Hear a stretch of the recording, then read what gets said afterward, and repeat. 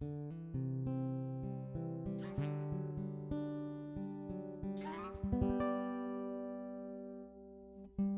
everyone, I'm John Steele, and this is After 4, a podcast for InterVarsity alumni. Life after college is hard, and even a great experience with your InterVarsity chapter doesn't shield you from the challenges of transition. As we hear stories from real alumni learning how to make it in their post-InterVarsity reality, my hope is that this podcast will offer some encouragement, a few laughs, and even some hope for the future. This is After 4, and these are your stories. Hello, everyone, and welcome to another episode of After 4, the podcast for InterVarsity alumni. I'm John Steele, and as always, it's great to be together for another episode.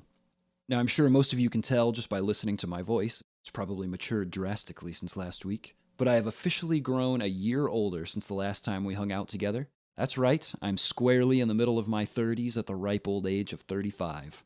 I don't know what made me think of it, but I was reminded of a birthday from my college days at Indiana Wesleyan. I want to say that my birthday landed on a Friday that year, which is always exciting. And in celebration, my friends suggested that we go to the Buffalo Wild Wings that had recently opened in town.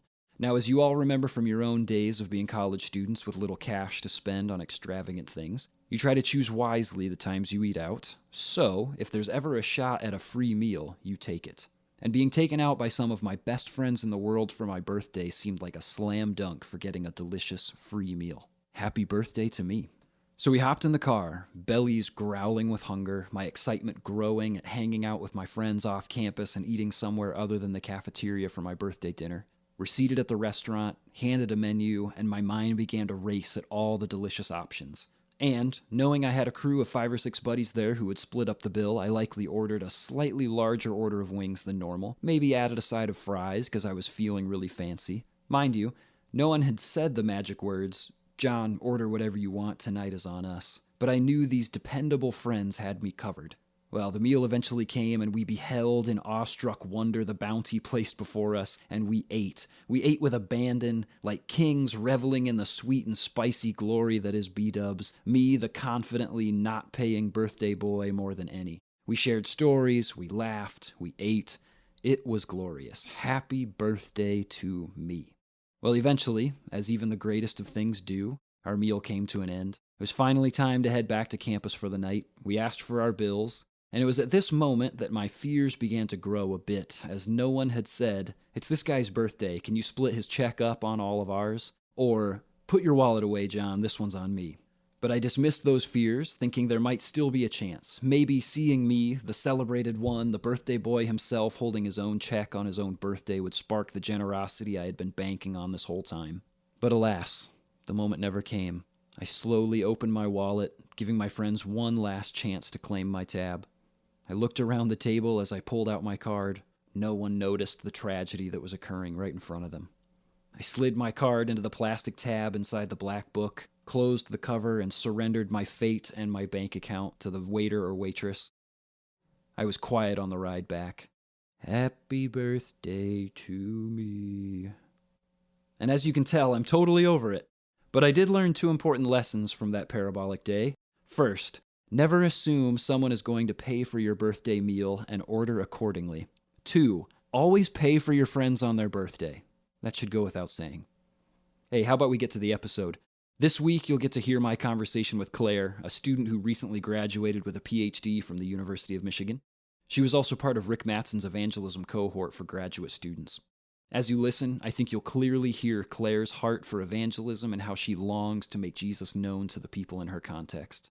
She also has some helpful tips for us as we continue to work out our own vision for evangelism after college. All right, let's get to it. Here's my conversation with Claire. Enjoy. Claire, welcome. It's really exciting to have you on today. Thanks for having me. Claire, tell us a little bit about yourself, where you went to school, when it was that you graduated, some of your background. We'd love to hear just a little bit about who you are. I grew up in a small city in China, and when I was in high school, I moved to the US. I was in high school in upstate New York, and then for undergrad, I went to Emory University in Atlanta. There I studied applied math, which led to my graduate school at the University of Michigan for 5 years. I was there, and I just graduated this April, and I started working in the Bay Area just 2 weeks ago. Wow. So each stage of your schooling and your life after schooling has taken you to some very interesting and different places, from New York to Atlanta to Michigan to now out in California. Let's go back in time. How is it that you got involved with InterVarsity in the first place? When I was in undergrad, that was the time when I got into more closer relationship with some Christian friends and realized the importance of a faith community and fellowship with the church. And in the summer leading up to my graduate school, I was searching online for Christian fellowship for graduate students at the University of Michigan, and out it came in the varsity chapter. And I just joined the first couple of Bible studies and I really enjoyed the connection and the Bible study. And after that, I was there for 5 years. How did that change going from undergrad to grad level as far as what it looked like to live out your faith? Did that change? Did it feel like there was a switch in what it looked like to live out your faith on campus? Definitely. I was still in the process of trying to figure things out in undergrad. It didn't occur to me as much sort of being a witness as central of my life. I think it's more in graduate school that I start to form also closer relationship with people around, just because of the work environment, the office that we are in together, and that led to closer conversation, more hangout together, just having lunch together, and seeing people every day. And I think that naturally forms a closer connection. And as I think about and talk more about evangelism and in the graduate chapter, we also have to think about how to really apply it. And there are friends around us that need God and need the gospel. So that became more real in graduate school. That was interesting for me in my master's degree. I did every single class with these 7 other people, just the 8 of us together all day, every day for 2 years for this program. I mean, I had my tight knit group of friends in undergrad, certainly, but this was very different. My whole program, we were there together all the time. And it was interesting to see the way that that time spent together started to roll into creating open doors for having conversations about faith, that it was very much about just quality time spent together, building trust, and then watching for those opportunities to start sharing faith. I imagine that that was a similar experience that you had as well. Definitely. So, as you think about your time in InterVarsity, was there anything you look back on and just remember with great fondness? I would say Urbana 2018. Going in, I didn't have any sort of expectation, but it was an interesting season, and I think God really used it to work in my life. So this goes back to, I think, second year of my graduate school. At that point, I was also thinking, what does it look like for me to live life with an eternal purpose and not to waste life? And that has always been at the back of my mind. And I was also thinking, well, what does it mean if I go into industry and get a technical job? And would that be more or less valuable and eternal than doing ministry full time? And I was stuck at this place when I didn't know, well, if I go into full time ministry, then what does it mean for all these years that I just learned all these knowledge in the technical field? Are they going to be wasted? So I thought, well, why don't I just leave it for a moment and then I go to Urbana? Well, I always hear that this is a mission conference where people get more time with God, more closer relationship with God. I would just go and see what happens.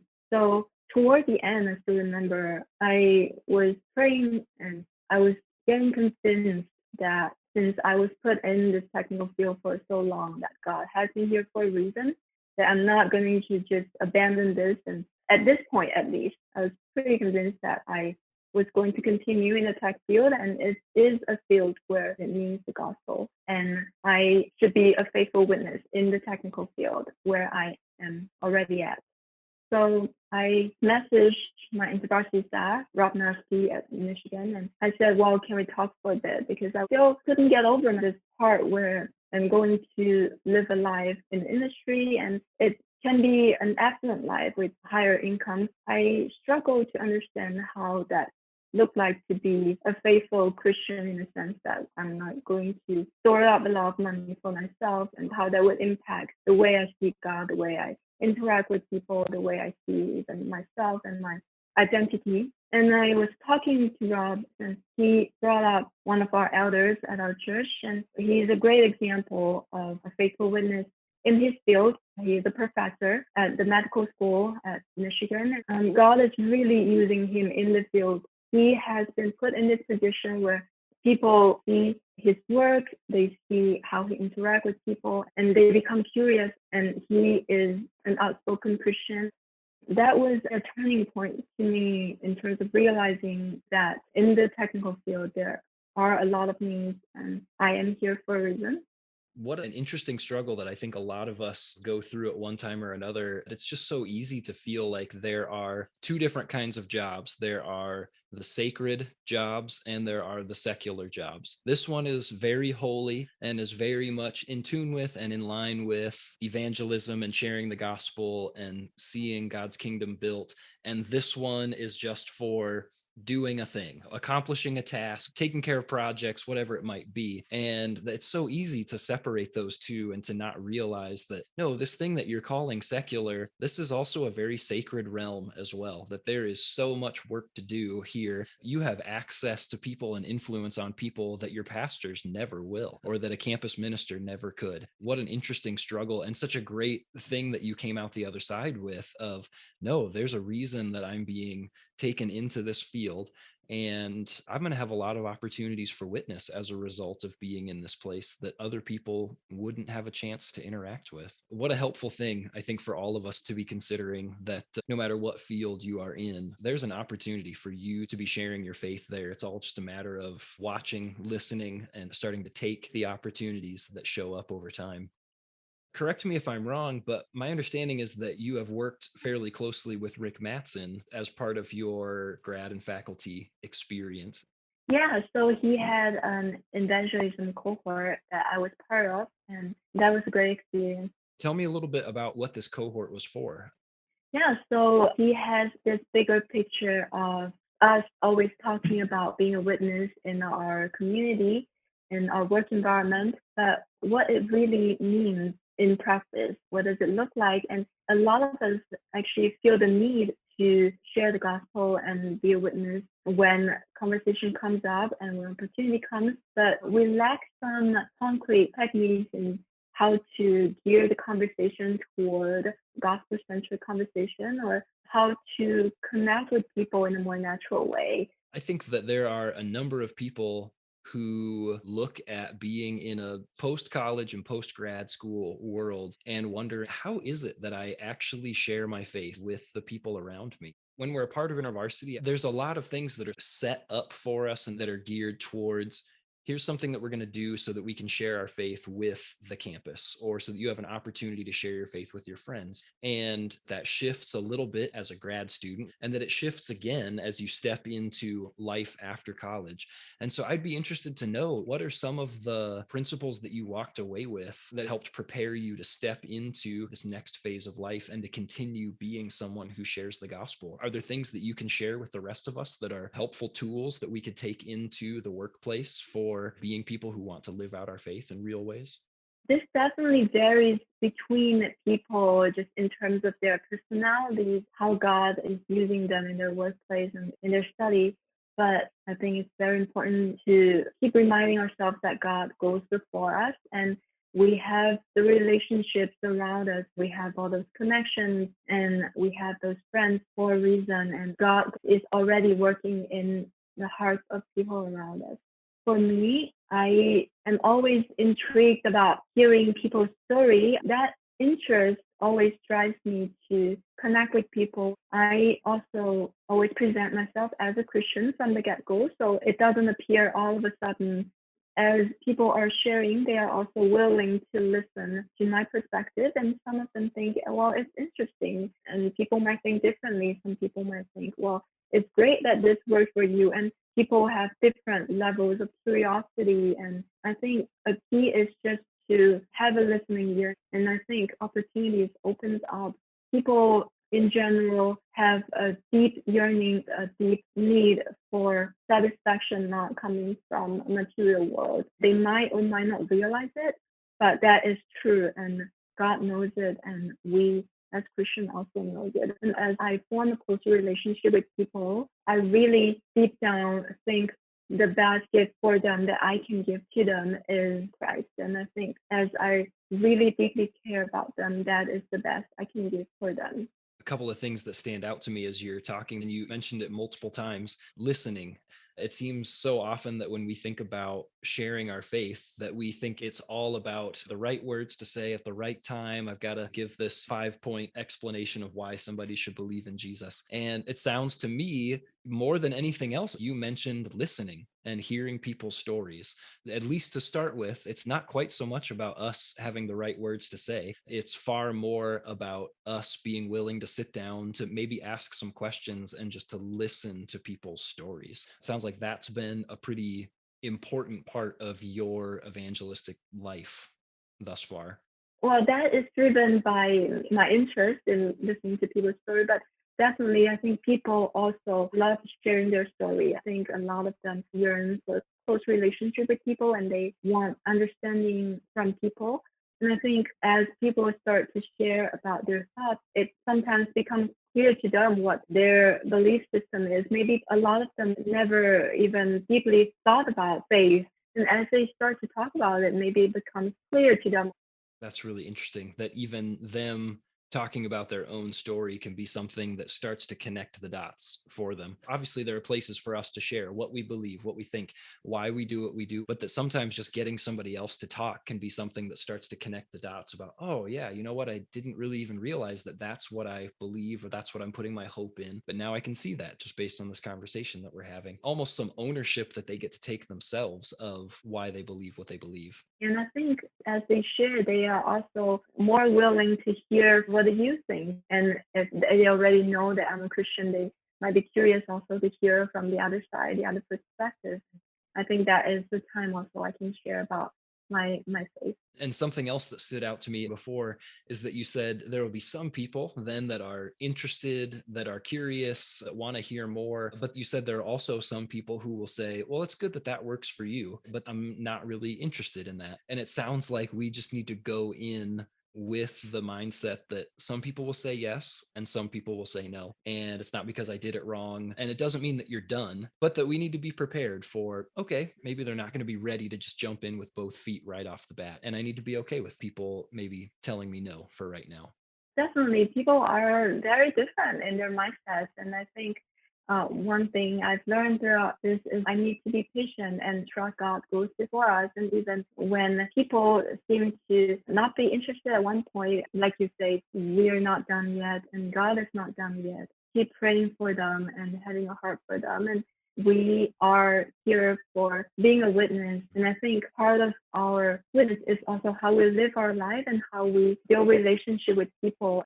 Another thing that I hear coming up pretty consistently as you're sharing, Claire, is the importance of prayer as a constant part of this process. Maybe you get some of that pushback that lets you know that maybe right now the sort of overt question asking, maybe they're just not in a place where that's okay. Right now, my job is to be present with them, to continue investing in our friendship, but I am going to pray 10 times harder than I was before because that's the thing I can do right now, and make prayer a foundational part of what drives your evangelistic efforts.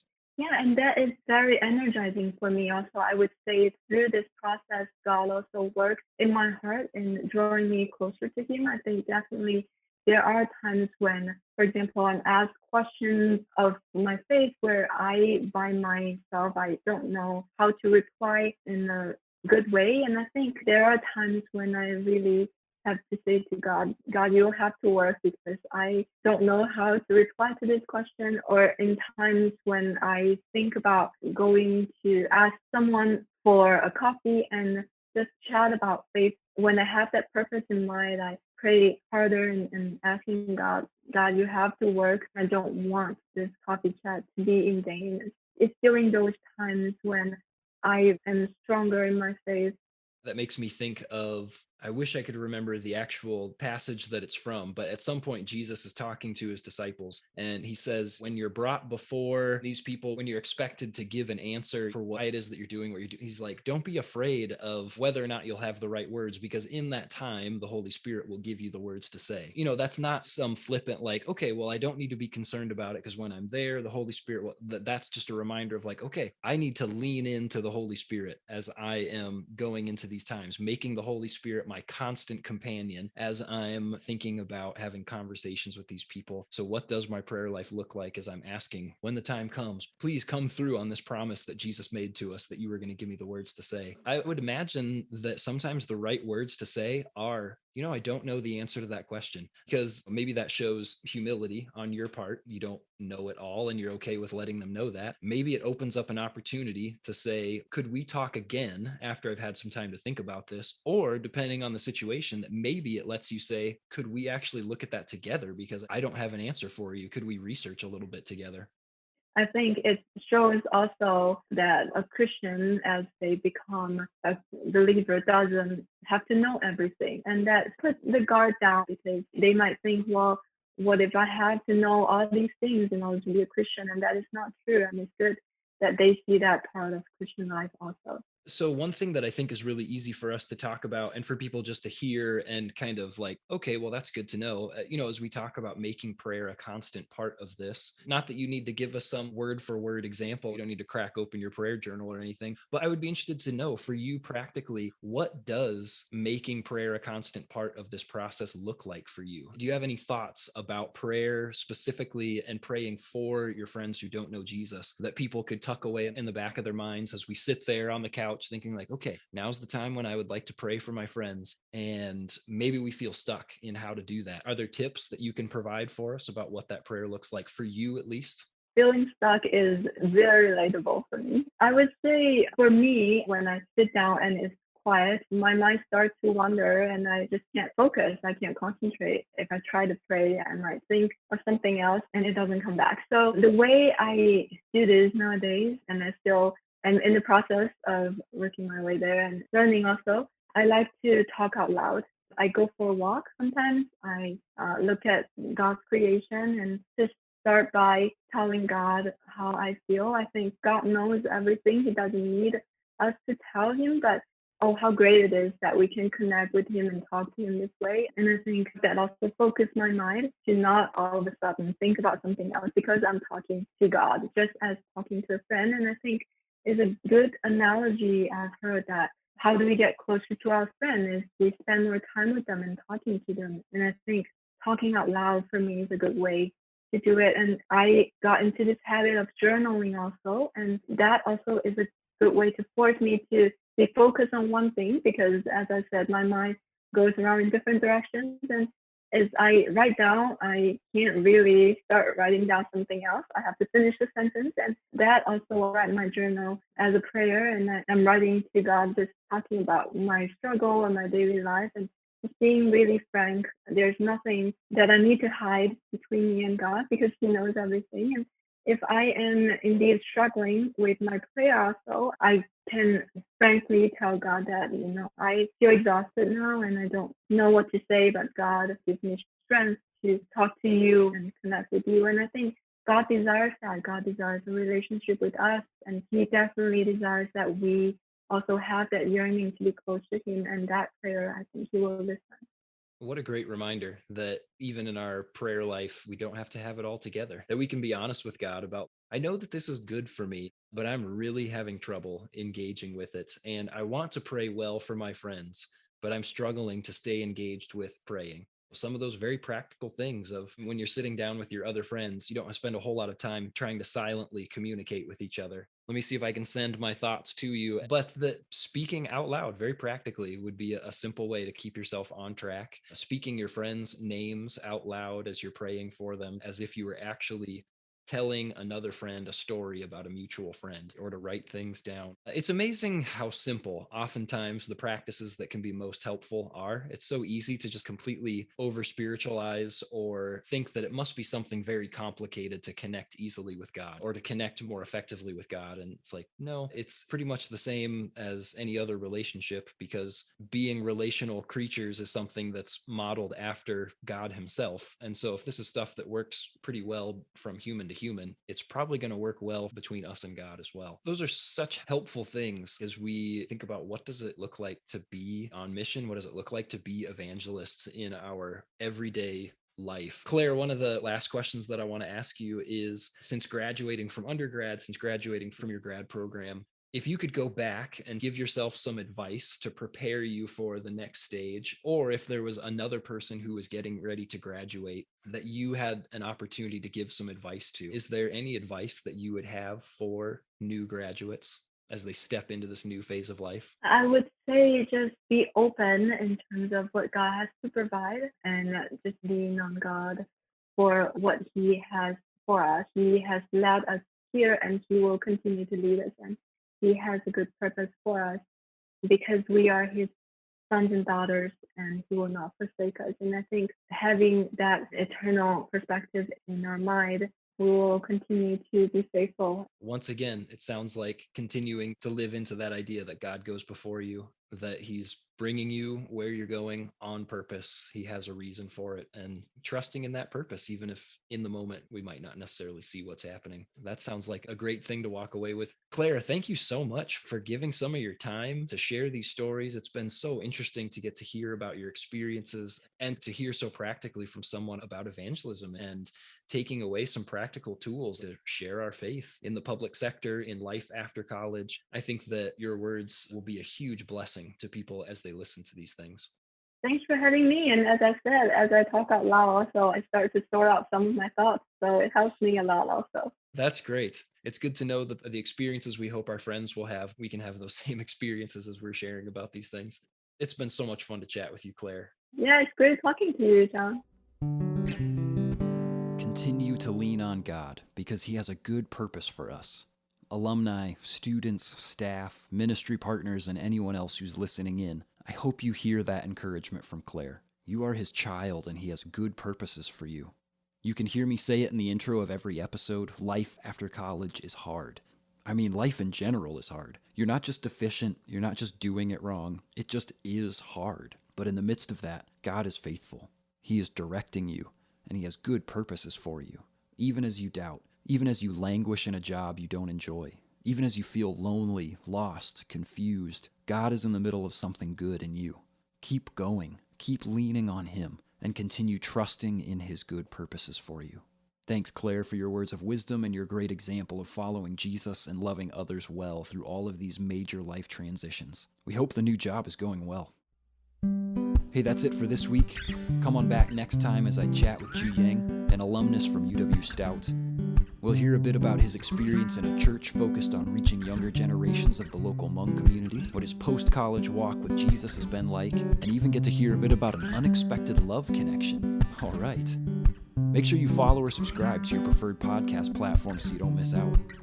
You can also find us at After4Pod on Facebook and Instagram and stay up to date that way. And guess what? We have a regular email that started as well. Check out the show notes or our link tree to subscribe. Looking forward to our next episode together, everyone. Until then, see you next time, alumni.